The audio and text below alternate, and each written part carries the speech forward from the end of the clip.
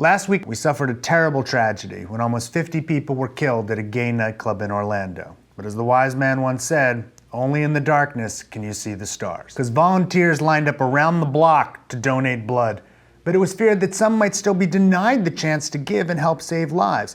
That's because it's still FDA policy that men who have had sex with other men in the last year are not allowed to give blood. That policy is the topic of this week's Healthcare Triage.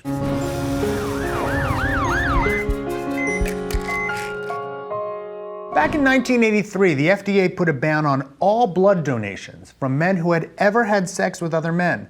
This was the beginning of the AIDS epidemic. Many were afraid that such blood had a high likelihood of being tainted, putting recipients at risk. We weren't good at testing for HIV yet, and stories like those of Ryan White had many in a panic. But we got better at testing for HIV. This should have allowed us to start believing our tests would pick up the virus better in blood. And the FDA finally did get around to revising its recommendations. And even then, the new recommendations allow gay men to donate blood if they haven't had any sex with any other men in the last year.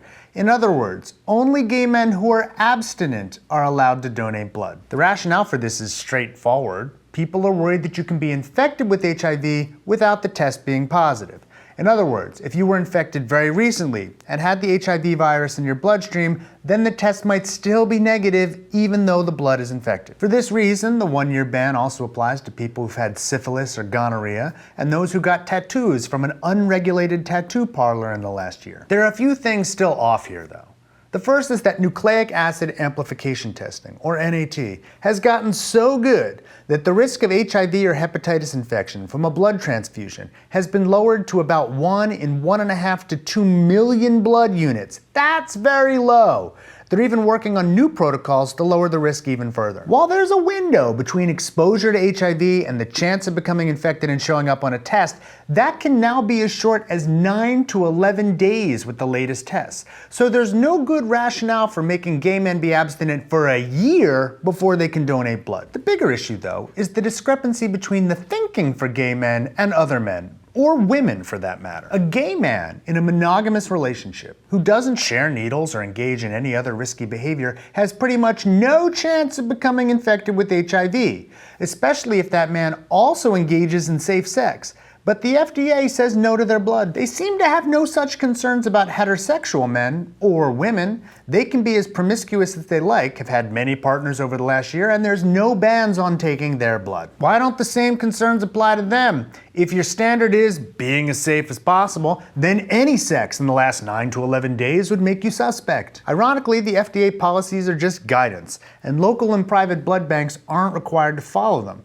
This doesn't mean that local institutions are accepting blood from gay men, though. Since the rules aren't mandatory, many blood banks, including some in Orlando according to reports, are still operating under the old guidance of turning away all gay men who are trying to donate if they've ever had sex with a man. The one-year policy is aligned with those in other countries, such as England, Japan, and Australia.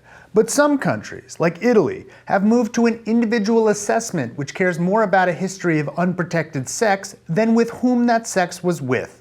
Since making that change in 2001, Italy has not seen a major increase in HIV infections. Argentina also lifted its ban on gay men entirely in September of 2015. I imagine that all of this, in the minds of those who make the policies, is to play it very, very, very safe.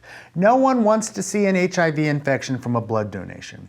But when people's lives are on the line because of a shortage of blood, it might be time to realize that turning away potentially life-saving blood for an infinitesimal risk might be short-sighted. UCLA's Williams Institute has estimated that if we lifted this ban entirely, more than 2 million more men would be eligible to donate blood in the United States, about 175,000 of whom might be likely to donate. This might mean an additional 300,000 pints of blood, and since the American Red Cross suggests that a pint of blood might be used in life-saving procedures for up to 3 people, that's upwards of 1 million lives that could be saved. Don't even get me started on how policy might affect transgender people, many of whom are just outright denied. Some have sued, saying this is discrimination, and when reporters asked the FDA whether this was a correct interpretation of policy, the FDA evidently refused to answer.